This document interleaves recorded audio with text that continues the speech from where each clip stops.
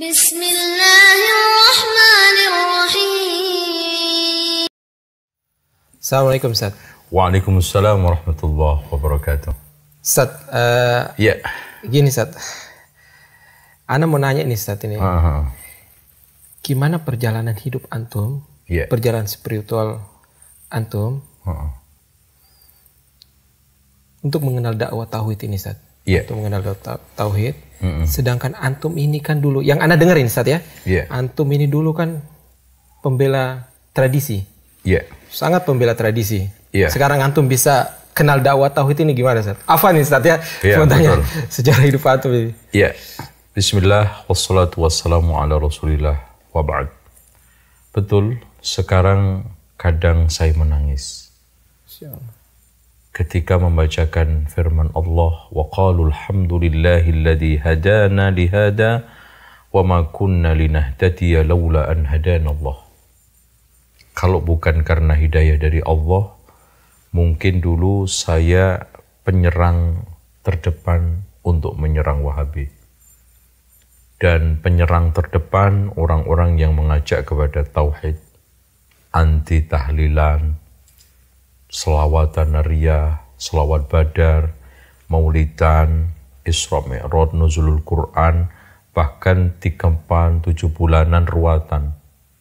Dan alhamdulillah saya bisa sekarang ini berbalik menyadari hal itu. Dan saya sejak kecil memang dibesarkan di keluarga tradisional. Kakek saya bahkan dari bapaknya kakek saya juga, otomatis orang tua saya, keluarga kanan kiri saya semuanya adalah pembela tradisional. Yang saya syukuri nomor 2 adalah alhamdulillah sebelum wafat ayah saya, abah saya itu sudah mendapatkan hidayah, meninggalkan itu semuanya. Yang terakhir penuh dengan hujatan adalah harus melepas thariqahnya. Ini suatu hal yang saya syukurin dan saya berbangga diri, dan saya juga seakan mendapatkan nikmat yang paling bernilai di dalam hidup ini, itu saja. Adapun prosesnya, ketika saya sekolah di salah satu pesantren tradisional di Jombang, ya ketika itu saya menjelang lulus ingin melanjutkan sekolah saya. Kemudian saya mendapati informasi dari salah seorang guru saya yang mengajar bahasa Arab. Di sana ada sekolah gratis, bahkan bukan hanya gratis, dikasih uang saku, uang makan. Di benak saya ketika itu terheran-heran, hebat banget. Iya. Sekolah ini saya dengar katanya didirikan oleh Saudi. Di benak saya juga kaya banget, bisa menggratiskan sekolah di negara orang lain, Bahkan plus membayar, ya? bukan juga hanya gratis, dikasih uang saku, uang makan. Nah, akhirnya di saat itu saya mulai serius untuk mencari informasi dan akses ke sana. Dan alhamdulillah mendapatkan kepastian untuk bisa daftar. Mulailah saya pamitan satu persatu ke kiai saya, sambil cium tangan, dan juga lebih baiknya kalau dulu itu afdolnya bisa ninggalin 1 bungkus rokok, itu lebih kena tawasulnya. Gitu ya. Akhirnya saya pamit, cuman dipesan, nggak apa-apa kamu belajar ke sana, tapi hati-hati akidahnya, ambil bahasanya, apalagi realnya, nggak apa-apa. Tuh. Gitu ya, Insya Allah. Karena di pelajaran pesantren saya itu ada firqah sesat yang harus diwaspadai. Yang pertama Khawarij, tokohnya Ibnu Taimiyah, kata mereka. Iya, kata mereka. Terus kemudian Rafidhah, tokohnya Ibnu Qayyim Al-Jauzi. Dan Wahabi otomatis Muhammad bin Abdul Wahab. Nah, Proses pendaftaran saya mulai. Kemudian saya ikutin tes tulis, alhamdulillah lulus. Saya sambil melihat pengumuman, keluarlah nama saya, alhamdulillah. Cuma di benak saya ini terus, Wahabi bahaya, Wahabi bahaya. Mulailah proses pembelajaran dan hati saya sudah mulai kebat-kebit dan perasaan penasaran sebetulnya Wahabi itu kayak apa, akidahnya kayak apa.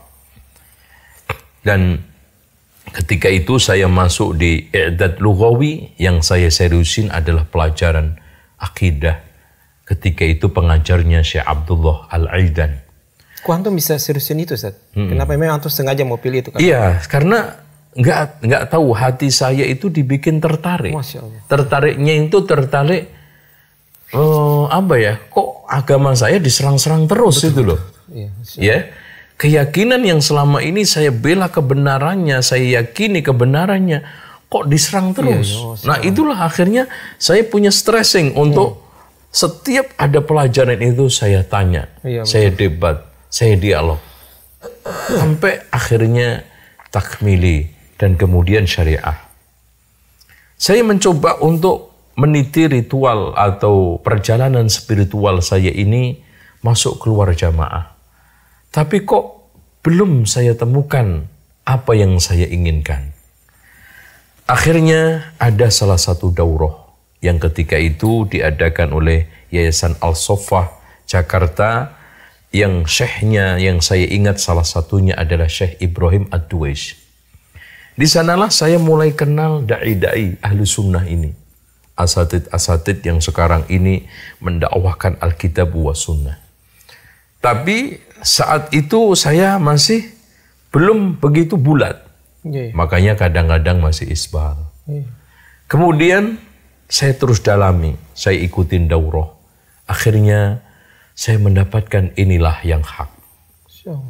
Nah, lebih-lebih lagi saya bersyukur kepada Allah Subhanahu wa Ta'ala. Saya bisa berkesempatan untuk bertemu dengan Syekh Abdul Aziz bin Baz, mengikuti majelis beliau selama 2 tahun. Antum? Iya, dari situlah mulai betul-betul merasakan bagaimana sosok seorang ulama. Yang saya bandingin kiai saya, dulu kerjaannya ngerokok, ini kerjaannya nasihatin orang. Yang dulu kerjaannya ulama kita itu mengembangkan tradisi, ini mengajak kembali kepada Al-Quran dan Sunnah. Belum lagi akhlaknya yang mulia, tawaduknya Masya Allah, makan bersama kita di rumah. Bahkan di rumah beliau ketika makan, beliau juga duduk bersama kita. Saat saya mulai ta'lim, saya izin kepada Syekh, ana dari Indonesia ingin menimba ilmu dari beliau, dari Syekh. Oh iya, nggak ada masalah. Ini majelis untuk siapa aja, untuk semua kaum muslimin silahkan. Dan pelajaran ketika itu Ma'alimut Tanzil fi Tafsir Al-Baghawi.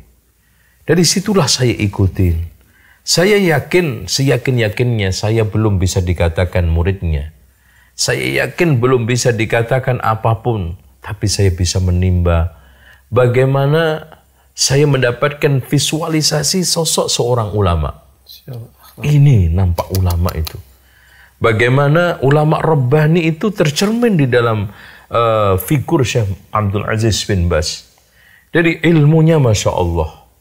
Kemudian ilmu itu ada dalam dirinya, dalam perilakunya. Dan bagaimana tidak pernah malas, tidak pernah meremehkan dengan pertanyaan jamaah kayak apapun. Itu yang bikin saya tersentuh. Pertanyaan sekecil apapun dia jawab, dan ini sesuai dengan kriteria ulama Rabbani, yaitu belajar ilmu, kemudian mengamalkan, lalu mengajarkan kepada orang. Dari mulai yang kecil sampai yang besar, ilmu diajarkan.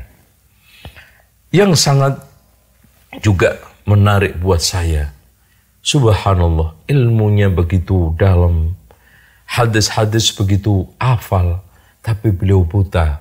Dan saya mendapatkan info katanya beliau itu buta sejak umur 18-an. Coba bagaimana bisa menghafalkan Al-Qur'an ini, hafal Al-Quran, hafal Sahih Bukhari, Muslim, dan juga hadis-hadis dan aqwalul ulama. Ini kalau tidak jerih payah yang begitu hebat, etos yang begitu hebat, nggak mungkin. Inilah yang mempengaruhi saya untuk tidak patah arang untuk menempuh kebenaran, untuk berdakwah, bahkan untuk meniti al-haq dan mengajarkan kepada umat. Saya berpikir, Masya Allah, Syekh Abdul Aziz yang begitu hebat, ulama nasional, bahkan internasional. Saya dengar gajinya juga nggak kecil, tapi kehidupannya sangat sederhana. Bahkan saya dapat informasi, beliau itu juga banyak memiliki hutang, karena ternyata uangnya banyak disumbangkan kepada fakir miskin, thalabul ilmi. Masya Allah. Dan yang hebat, pada saat saya ada di majelisnya, ada orang yang datang, ya badui, ya, menyeruak di tengah kita sedang hening, mendengarkan tausiah beliau, tiba-tiba, Syekh, saya mohon waktu, sambil menangis. Saya punya masalah dengan keluarga saya. Saya punya hutang, kalau nggak kebayar, saya akan dimasukkan penjara. Apa kata beliau? Coba kamu dan keluarga kamu datang ke sini. Nanti utang kamu saya yang nanggung. Subhanallah. Tidak pernah ngitung berapanya. Demi kepentingan islahul umat. Tidak pernah menghitung dunia ini demi untuk kejayaan Islam. Sekarang yang ada di majelis Syekh bin Baz, siapa yang nggak ada? Dari jamaah semua, ikhwani ada, tablighi ada, ya salafi apalagi, semuanya. Dan beliau ketika ditanya tentang firqah-firqah itu, menjawab apa adanya. Tapi subhanallah, nggak ada mimik-mimik mereka yang tersinggung. Karena apa? Karena saking bijaknya di dalam menyampaikan ilmu, saking menguasainya, dan tidak lain adalah saking hikmahnya di dalam menyampaikan fatwa itu. Dan memang Masya Allah, beliau sudah diberikan taufik oleh Allah, al-isabah fil qawli wal amal, tepat di dalam berucap sama bertindak. Kemudian saya juga tidak hanya Syekh bin Baz, ketemu Syekh Abdullah Jibrin, ketemu ulama-ulama ini ahli sunnah wal jamaah. Itulah yang akhirnya semakin yakin jalan hak ini adalah yang saya tempuh. Masya Allah. Ya, ini perjalanan saya. Adapun resiko, ya otomatis resiko, Masya Allah, ya.